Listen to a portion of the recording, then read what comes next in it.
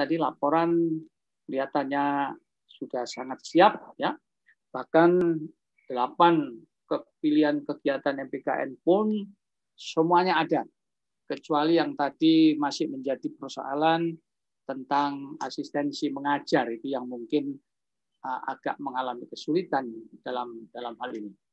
Nah, saya hanya bisa menyarankan kalau misalkan itu tidak bisa dilakukan, ya nggak usah dimasukkan. Ya, karena pada dasarnya tidak ada kewajiban harus melaksanakan 8 pilihan itu semuanya gitu. Ya itu diberikan kesempatan seandainya atau sekiranya ada mahasiswa yang memang punya passion ya untuk bisa mengajar di situ, tidak hanya berarti dia akan menjadi guru di SMA tapi itu bisa kita maknai sebagai sebuah bentuk kepedulian dari suatu program studi atau mahasiswa yang belajar di program studi tertentu untuk bisa ikut meningkatkan mutu pendidikan yang dari pendidikan yang ada di bawah perguruan tinggi. Saya kira kita harus bisa memaknai di situ, sehingga tentu beda dengan yang mereka dari LPTK yang memang punya kompetensi untuk bisa melakukan praktek mengajar, micro teaching dan sebagainya. Itu memang itu menjadi core kompetensi ya. Sementara kalau dari teknik sipil itu bukan menjadi core kompetensi. Sehingga saya ingin melihat di sini bahwasanya ada 2 tipe. Saya lihat dari yang sudah disampaikan oleh 6 presenter kali ini. Ada 5 ini tadi ya. Ada 5 presenter yang sudah menyampaikan. Ada yang ingin semuanya 8 itu dilakukan semua. Ada yang sangat realistis, seperti tadi dari Unisla, misalkan hanya memilih beberapa, misalkan. It's fine. Saya kira ini akan sangat penting untuk kita jadikan sebagai pedoman. Tapi juga kita bisa melihat dari presenter yang terakhir dari Universitas PGRI Madiun, ya, malah kerjasamanya begitu banyak, bahkan sudah menjangkau melewati Kepulauan Luzon, ya, atau di Filipina dengan Tarlac Agriculture Institute. Ini saya kira satu kejutan juga kalau kita bisa melihat. Artinya ini menjadi sebuah contoh baik bahwasanya tidak harus sebuah PTN yang mampu bekerja sama dengan luar negeri dan juga melakukan itu. Nah, ini saya kira akan bisa menjadi inspirasi bagi teman-teman yang mungkin saat ini dari perguruan tinggi, swasta atau bagaimana. Karena sekarang ini kita sudah tidak mengenal lagi dikotomi PTN dan PTS. Pemerintah telah memberikan kesempatan peluang yang sama, PTN maupun PTS ya, kecuali mungkin untuk ada hal yang memang melekat dalam hal itu yang tidak bisa. Tetapi untuk mencapai kemajuan semuanya akan memperoleh fasilitas yang sama. Ini adalah bentuk policy yang inklusif ya, artinya tidak membeda-bedakan antara PTN dan PTS. Terbukti untuk MPKM pun kita memberikan sama aja peluangnya yang memperoleh hibah ini antara PTN dan PTS. Ini menjadi salah satu mungkin hal yang perlu untuk kita kritisi. Saya juga kemudian melihat dokumen-dokumen, terutama payung hukum, ya, mohon dengan sangat ini segera direalisasikan. Ya, tadi saya juga melihat, misalkan teman dari ITN masih ada beberapa yang masih belum sampai tuntas, misalkan itu perlu sekali untuk segera direalisasikan, ya. Kita tidak perlu menunggu sampai 8 macam kegiatan itu bisa dilakukan semua. Sekali lagi saya ingin mengatakan 8 itu adalah merupakan pilihan. Tidak ada keharusan 8 itu dilaksanakan semua. Tergantung dari kondisi masing-masing perguruan tinggi. Ya. Oleh karena itu kami melihat seperti tadi ada yang sudah siap dengan buku pedoman, teman-teman dari Universitas Muhammadiyah Jember. Wah, itu tadi ya meskipun wakil gitu, tapi yang tampil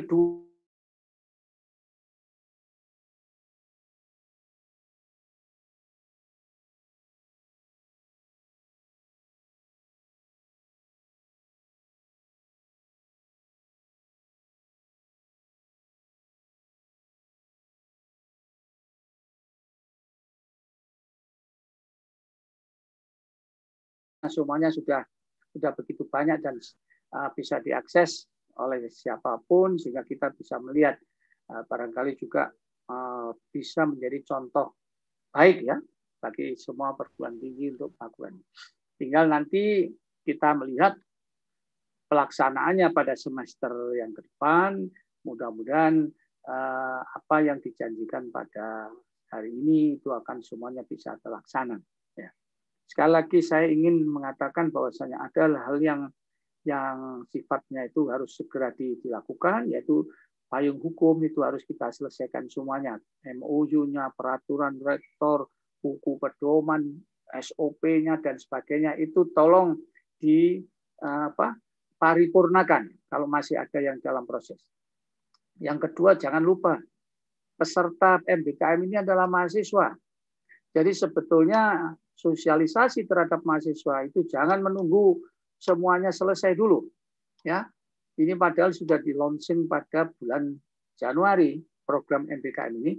Mohon dengan sangat karena bisa jadi karena ibu dan bapak sekalian akan menghadapi ribuan mahasiswa yang tentu cara berpikirnya tidak mungkin menjadi artinya homogen begitu. Nah, dan itu pasti perlu waktu untuk bisa memberikan pemahaman kepada para mahasiswa. Oleh karena itu perlu disusun sebuah strategi bagaimana perguruan tinggi ini melakukan sosialisasi ini.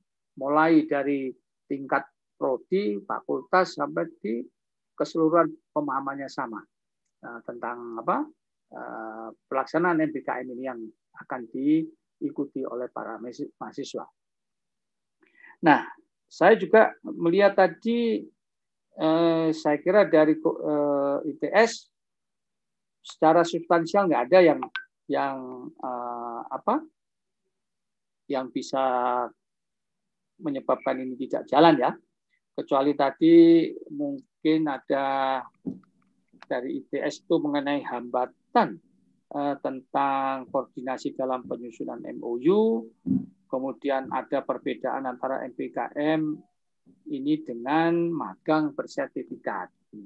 Nah, mungkin ini perlu untuk kita segera setarakan. Memang dulu selama ini ada yang magang bersertifikat itu seolah-olah memang sudah kurikulumnya ya baku seperti itu. Nah, pada dasarnya ini nanti kalau kita sesuaikan dengan MBKM tidak jadi masalah. Ataukah itu ada program sendiri yang memang wajib seperti itu. Sehingga saya kira tadi proposal yang sudah dilakukan oleh ITS tentang ekivalensi nilai, ya itu menurut saya sudah bagus, ya. Tinggal kita nanti betul-betul melihat mana yang sifatnya itu bisa dibuat seperti peningkatan soft skill-nya, ataukah seperti yang selama ini sudah dirancang dari magang bersertifikat itu. Karena pada dasarnya nanti magang ini juga bisa selain laporannya bisa digunakan untuk skripsi, tapi mahasiswa pun sebetulnya bisa mendapatkan secara bersamaan sertifikat magang yang bisa dimasukkan di dalam surat keterangan pendamping ijazah. Itu yang perlu barangkali untuk bisa dipikirkan oleh teman-teman dari ITS. Itu komentar dari saya. Sedangkan yang dari ITN tadi saya kira sudah disampaikan juga. Cuman saya hanya berharap sebaiknya memilih pelaksanaan MBKM ini sesuatu yang memang realistis dan bisa dikerjakan dalam semester depan ini, dimulai semester depan. Kita tidak perlu harus menjangkau ke semuanya yang ada di 8 kegiatan itu, karena kapasitas masing-masing perguruan tinggi tentu bervariasi, beragam. Kita tidak bisa mengharapkan satu untuk semuanya, berlaku untuk semuanya ini ya. Ya, jadi kalau universitas yang besar ya bisa melakukan 8, ya wajar. Tapi kalau masih ada kendala, ya tidak perlu dipaksakan harus semuanya melaksanakan 8 macam kegiatan itu. Nah, ini perlu karena saya lihat dari dokumen kerjasamanya tadi banyak yang masih bersifat penjajakan, ya, sehingga itu sebaiknya dipilih prioritas mana yang bisa dilakukan atau dilaksanakan nanti pada semester depan ini. Nah, Ibu dan Bapak sekalian, kalau saya boleh berpindah sekarang memberikan komentar tadi ya dari saya kira UM Jember tadi sudah memilih ada 6 kegiatan, bagus. Juga mengenai dosen belum maksimal, ya mohon ini nanti bisa ditindaklanjuti, sosialisasinya lebih sering. Ya kalau perlu pada saat ceramah-ceramah atau ada dititipkan waktu barangkali kalau ada ceramah agama dan sebagainya titip-titip barangkali program MBKM ini disinggung-singgung sedikit sehingga mahasiswa maupun dosen yang ikut, oh ya ini ada begini. Tentu ya, kan. Prof. Siap, Prof. Saya kira banyak. Ya, mungkin juga perlu dibikin semacam banner-banner atau baliho di beberapa tempat untuk menjelaskan apa sih MBKM ini secara ringkas itu. Atau juga dalam bentuk visualisasi yang dicantolkan di website-nya UM Jember. Sehingga setiap saat orang bisa klik, oh ini itu maksudnya. Saya kira itu. Dan ini tidak hanya berlaku untuk UM Jember ya. Saya kira semua perguruan tinggi kami himbau bahwasanya sosialisasinya antara lain nanti mungkin bisa kita cek melalui website apakah betul di situ ada dokumen tentang sosialisasi pelaksanaan MBKM ini. Mungkin itu nanti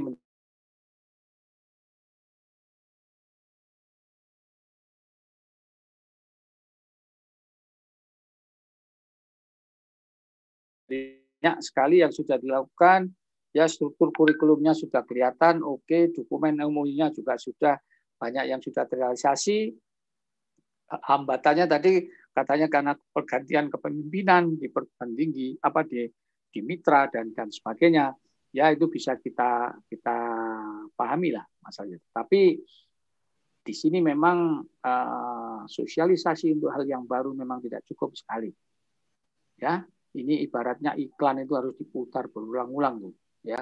Sebelum ini betul-betul bisa dipahami. Ya, karena ini program yang relatif baru, tidak semua orang paham, tidak semua orang mau meninggalkan zona nyaman yang selama ini sudah kita lakukan di dalam proses pembelajaran, ya. Itu sangat manusiawi sekali, ya. Tetapi kami berharap justru dengan program MBKM inilah kita nanti akan bisa mulai ya melihat bahwasanya perkembangan di abad ke-21 ini demikian cepatnya, demikian canggihnya, sehingga tanpa adanya sebuah perubahan mindset, komitmen dan sebagainya, saya pikir ini nanti kita akan mengalami kerepotan sendiri di masa yang akan datang. Ini saya kira dari UNEX, saya kira sudah itu yang tadi disampaikan. Prof. Ya, tadi ini yang tadi dari yang ke-6 ini ya. Ya betul ya. Ini udah 6 kan tadi. 5 tadi akuntansi Unisla, ya. Saya kira oke. Realistis saja tadi cuma 4. Kayak nggak usah terlalu bernafsu harus 8 gitu ya. Prof, terima kasih Prof. Ya. 4 tapi bagus gitu kan nanti akan bisa jadi contoh. Nah, supaya ya bisa mengundang orang makan soto Lamongan ya nanti makan nasi boran itu kalau ke Lamongan itu ya kayaknya Lamongan ini meskipun kotanya relatif kecil tapi terkenal seluruh dunia ini ya kulinernya tuh.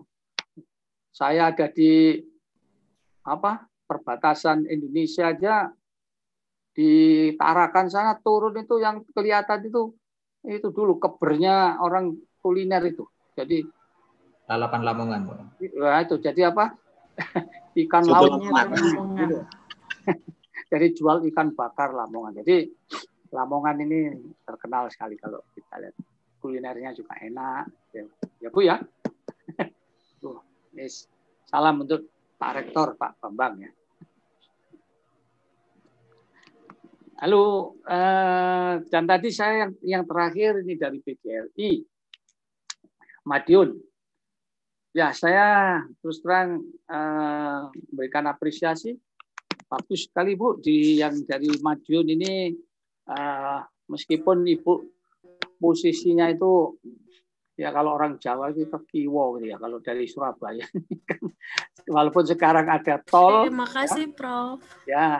Ya, tapi kegiatan yang tadi sudah ditampilkan saya kira bagus sekali ya, kami memberikan apresiasi ini. Kalau kita tinggal melihat, mudah-mudahan ini betul-betul terrealisasi ya dengan apa pelaksanaan di semester depan itu dari program MPKM ini ya, karena kami sangat berharap sekali ini juga bisa nanti Belmawa akan mengambil mana-mana pelaksanaan yang bagus, itu akan kita jadikan sebagai salah satu publikasi yang nanti bisa diakses oleh semua perguruan tinggi yang ada di Indonesia. Ini salah satu hal yang penting sehingga ada contoh baik yang nanti bisa dilakukan. Ini saya pikir dari komentar yang. Nah, Ibu dan Pak sekalian, kita masih punya waktu 9 menit ini. Saya buka aja dulu kalau ada pertanyaan dari Ibu dan Bapak sekalian berkaitan dengan Monef ini. Karena kami tidak bisa memberi waktu masing-masing ya dengan 261. Kalau ada hal yang perlu ditanyakan kepada kami, saya persilakan. Kalau saya bisa menjawab, saya jawab. Kalau enggak, nanti saya teruskan kepada, asal jangan tanya kapan masalah anggaran pada saya ya. Saya tidak ada kaitannya dengan masalah anggaran. Jadi nanti biar kalau masalah itu biar Ibu Bu Nur yang akan menjawab. Kalau misalkan ada pertanyaan di sana. Kalau enggak ada. Izin bertanya, Prof. Ya, silakan. Dari Pak siapa? Saya Zulkarnain dari tetangga UB, Prof. Widyagama, Prof. Ini. Hah? Dari Widyagama, Prof. Oh, Widyagama, Pak Zulkarnain. Iya. Moga, Pak. Oke, terima kasih, Prof. Bapak Ibu sekalian, Assalamualaikum warahmatullahi wabarakatuh. Singkat saja, Prof, karena mohon maaf tadi saya berharap ada perwakilan dari yang prodi ilmu hukum, Prof. Ya. Tapi ternyata tidak. Saya dari program studi ilmu hukum. Ya. Sementara tadi ada akuntansi beberapa, kemudian biologi beberapa. Meskipun dari biologi khususnya dari Madiun sama Jember itu bagus untuk jadi brandmarking bagi kami, ya. Prof, mohon izin, Prof. Kami kan juga ada sudah banyak kerjasama khususnya juga dengan organisasi profesi, Prof. Untuk yang magang dan praktek kerja itu. Ya. Nah, tetapi yang tadi saya tunggu-tunggu ya. Tadi kan langsung hasilnya yang disampaikan oleh yang presentasi tadi ya. Untuk menentukan berapa layaknya ya SKS yang harus ketika kita ekuivalenkan dari kegiatan-kegiatan yang di luar kampus ya, di luar perguruan tinggi khususnya di masyarakat dan yang lainnya. Itu untuk menentukan SKS apakah ada standar-standar yang harus kita juga diperhatikan, Prof ya. Kemudian ya, yang khususnya menentukan SKS, khususnya yang dilakukan ketika dengan masyarakat di luar perguruan tinggi, Prof. Misalnya sampai 1 semester sambil dia kuliah di kampus, tapi yang bersangkutan itu magang kerja, ikut mengadvokasi bersama law firm misalnya dan sebagainya, Prof ya. Kemudian terkait juga dengan kegiatan-kegiatan yang proyek studi mandiri, Prof ya. Proyek studi atau proyek mandiri yang dilakukan mahasiswa, kalau misalnya hukum bagaimana pengakuannya itu yang lebih sesuai dengan standar yang diharapkan dari MBKM. Terima kasih, Prof. Ada lagi barangkali kalau ada satu lagi. Kurnia, Prof. Izin bertanya. Kurnia. Oke. Terima kasih, Prof. Dari mana, Bu? Jangan dari perguruan tinggi yang sama ya. Oh, mboten Prof. Saya dari STKIP Al-Hikmah Surabaya. STKIP Al-Hikmah Surabaya. Al-Hikmah. Nggih, Prof. Ya, Surabaya. Monggo, Bu. Nggih. Ini tertarik terhadap paparan yang disampaikan Bu Pujiati tadi, Prof, kalau tidak salah yang terkait saving kredit. Nah, ini saya kan kalau saya lihat di panduan bahwa KKNT itu harus tertuliskan 20 SKS. Nah, sementara itu kan nilai dari KKNT itu bisa didistribusikan ke MK yang lain. Nah, hambatan kami di sini adalah bagaimana penulisannya itu di struktur kurikulum atau di peta kurikulumnya, Prof. Terima kasih. Oke. Baik. Prof, satu lagi, Prof, dari saya mungkin. Ya, boleh, Pak. Satu lagi. Oke, Assalamualaikum warahmatullahi wabarakatuh. Pak Suminto-nya? Dari STKIP PGRI Jombang, Prof.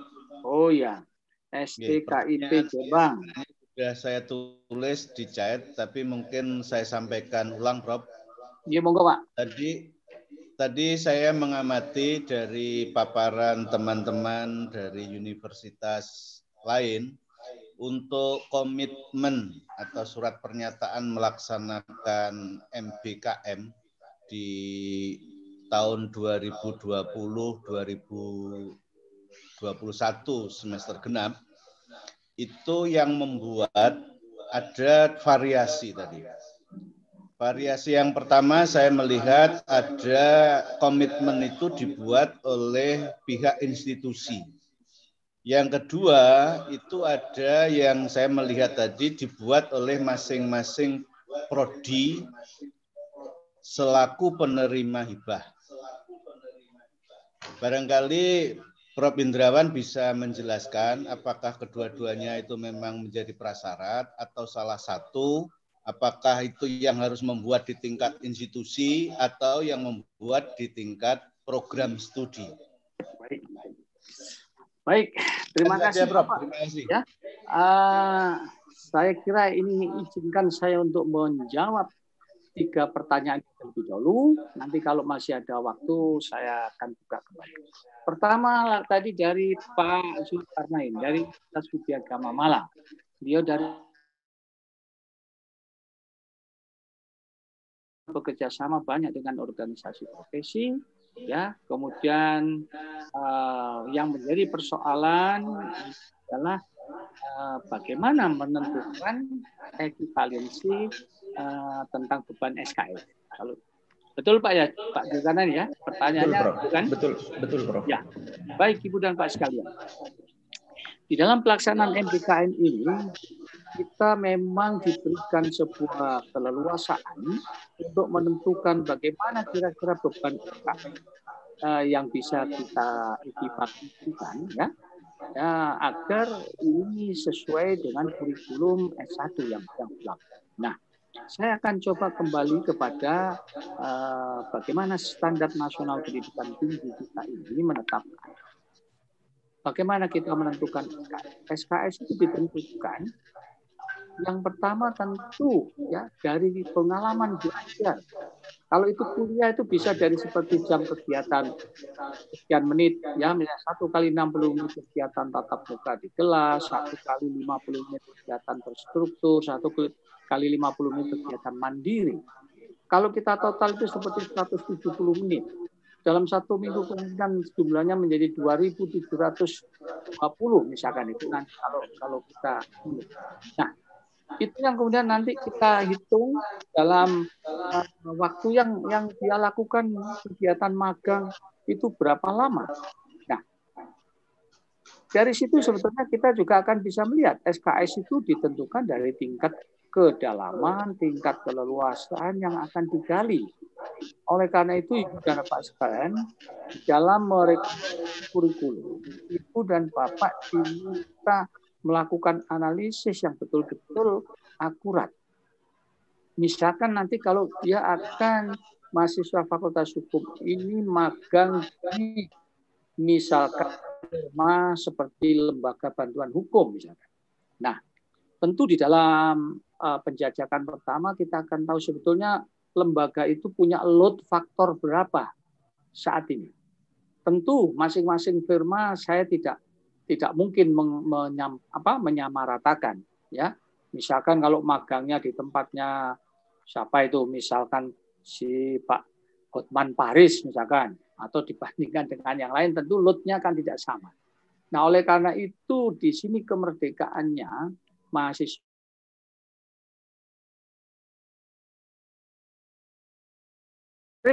ya. Nah, oleh karena itu kita perlu melihat mana kira-kira yang bisa disamakan dulu supaya manajemen administrasi akademik kita nanti tidak kualan gitu. Masing-masing berbeda. Nah, ini harus ada pemikiran ke sana dulu. Misalkan ketika dia magang, pertama dia akan belajar apa? Misalnya di sana. Bisa nggak dia mulai mengadministrasikan sebuah gugatan? Apa? Kita menerima klien, ya misalkan apa yang dikeluhkan sampai menjadi sebuah dokumen misalkan, ya baru kan setelah itu baru dianalisa ini ke arah mana ini urusan perdata kayak pidana kayak kalau ini misalkan ke